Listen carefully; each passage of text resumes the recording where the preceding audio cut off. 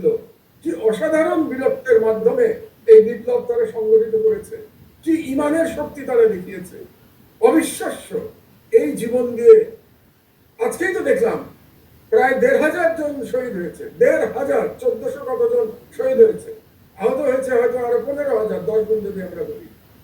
এরকম জীবন দিয়ে যে সরকার আসলো, সেই সরকারে আমরা প্রো ইন্ডিয়ান লোক দেখতে চাচ্ছি, সেই সরকারে আমরা দেখতে চাচ্ছি যে ভারতের স্বার্থ রক্ষা করা হবে, এটা দেখতে চাচ্ছি আমরা। তাহলে মানুষ তাদের জীবন কেন দিবে? উৎখাত শেখ হাসিনাকে কেন দেবে? খুবই দুর্ভাগ্যজনক অবস্থা।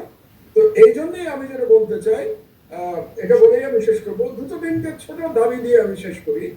এক হচ্ছে যে হোম মিনিস্ট্রিতে ইমিডিয়েটলি পুলিশের বিষয়ে 16 বছরের উপরে শ্বেতপত্র করবার উদ্যোগ নিতে হবে। 2 নম্বর হচ্ছে গোপালগঞ্জের কারা কারা নিয়োগপ্রাপ্ত হয়েছে, কোন কোন অফিসার কিভাবে নিয়োগ হয়েছে, তার একটা সম্পূর্ণ তালিকা জনগণকে জানাতে হবে। এটা হচ্ছে ইমিডিয়েটলি হোম মিনিস্ট্রির দায়িত্ব নেওয়া উচিত, এই দায়িত্ব।